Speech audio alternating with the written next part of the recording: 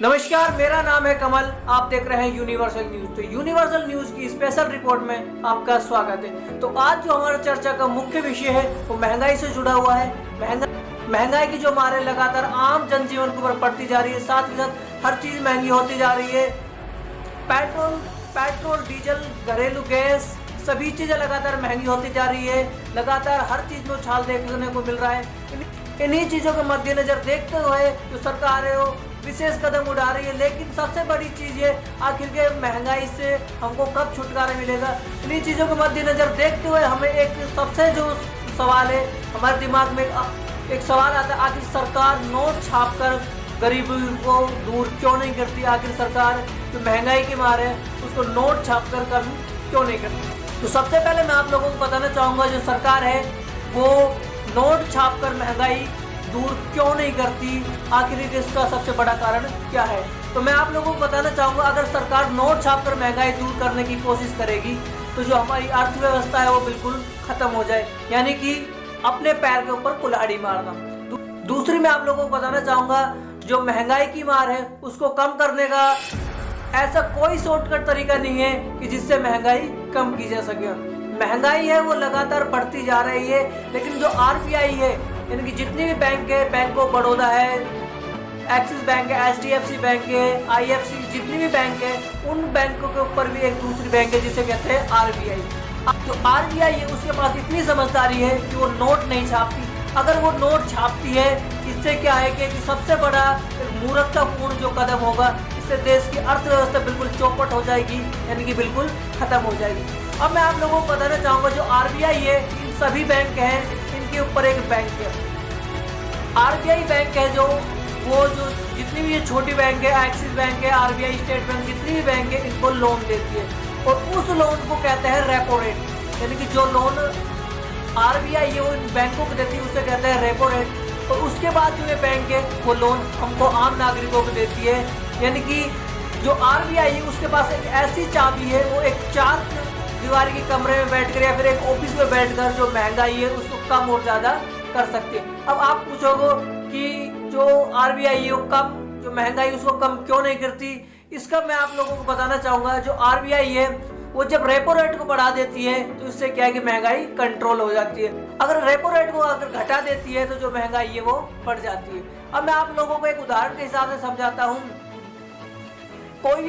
कोई भी बंदा अगर जब लोन लेने के लिए जाता है तो सबसे पहले जो बैंक के मैनेजर वो उसको बताते हैं कि भाई हम आपको 10% सालाना ब्याज पे देंगे, 20% सालाना ब्याज पे देंगे। और जो सरकार है, जो आरबीआई है, वो उस बैंक को मान ले 5% रेपो रेट पे अगर जो ब्याज पे पैसा देती है तो जो बैंक है वो कस्टमर को 10% पे ब्याज देता है। यानी कि कुल मिला के ये है कि उसको यानी कि जितने रेट पे लाया है, यानी कि 5% पे लाया है, वो बेस रेट पे नहीं देकर उसको या ज़्यादा देती है, 7%, 8% के आधार पे देती है।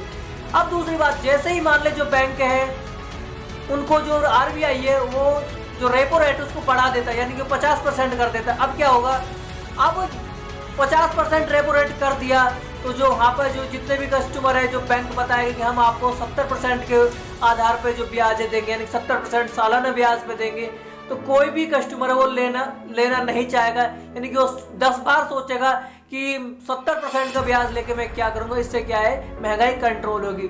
अब मान ले जो बैंक है उसने रेपो रेट है उसको घटा रखा है, 2%, 4% पे कर रखा है, तो जो बैंक है उसने उसको, जैसे मान ले एक्सिस बैंक है, उसने जो पैसा है, जो लोन है, उसे 5% के आधार पे उसको पैसे दे दिए, किसी कस्टमर को 5% के हिसाब से पैसे दे दिए। अब वो क्या करेगा, उस कस्टमर के जेब में क्या है, 5 लाख रुपए कैश है, और कैश में होती है गर्मी। तो कैश में क्या होती है, गर्मी। तो वो क्या है कि किसी भी दुकानदार के पास जाएगा और उससे जो माल है उसका मोल भाव नहीं करेगा।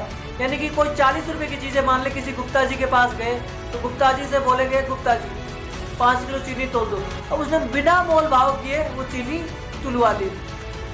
अब गुप्ता जी वो भी सोचेंगे भाई इसने कोई मोल भाव नहीं किया, तो 40 रुपए की चीज़ उसको 50 रुपए लगा देंगे, यानी 50 रुपए किलो के हिसाब से चीनी लगा देंगे। तो 200 रुपए की चीनी थी उसे 250 रुपए में लगा दी। अब क्या हुआ, महंगाई बढ़ गई।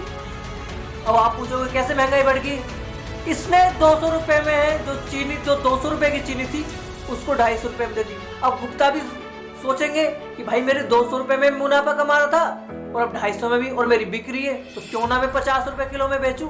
इससे क्या होगा, जो महंगाई है वो बढ़ेगी, मार्केट में कोई मोल भाव नहीं करेगा तो महंगाई बढ़ेगी।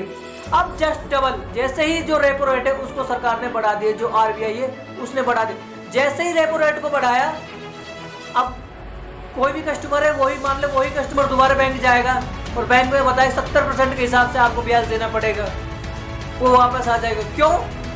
क्योंकि उसके पास सोचेगा, 10 बार समझेगा, उसके बाद वो लोन लेगा। 70% का ब्याज, यानी कि आपने 1 लाख रुपए लिया तो 1 साल बाद आपको 1,70,000 रुपए लौटाने।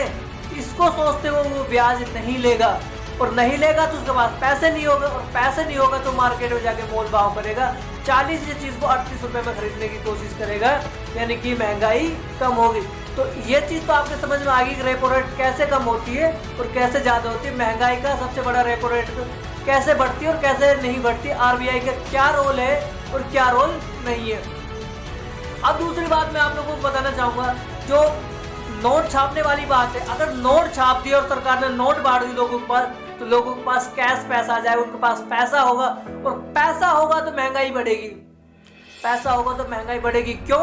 क्योंकि कोई भी मार्केट में जाएगा, मोल भाव नहीं करेगा, जितने में उतने में खरीद लेगा। अगर दुकानदार उसको जस्ट डबल भी बता रहा है तो वो खरीद लेगा। क्यों? क्योंकि उसके पास पैसा है। इसलिए मैं आप लोगों को बताना चाहूंगा कि जो सरकार है ये मूर्खतापूर्ण कदम कभी भी नहीं उठाती। अब दूसरी चीज मैं आप लोगों को बताना चाहूंगा, जो वेनेजुला है, वहाँ के जो प्रधानमंत्री है, उन्होंने यही कार्य किया था। उसने क्या किया कि वहाँ के जो लोग हैं उनको नोट छाप छाप कर दे दिए, यानी कि आप जियो जिंदगी, यानी इतने पैसे छाप छाप के दे दिए कि जो उसकी करेंसी, उसकी वैल्यू बिल्कुल घट गई।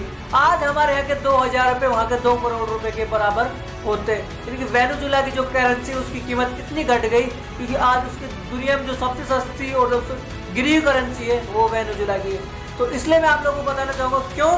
क्योंकि उन्होंने नोट छापे, उससे वहाँ की अर्थव्यवस्था खत्म हो गई, और अर्थव्यवस्था खत्म हो गई।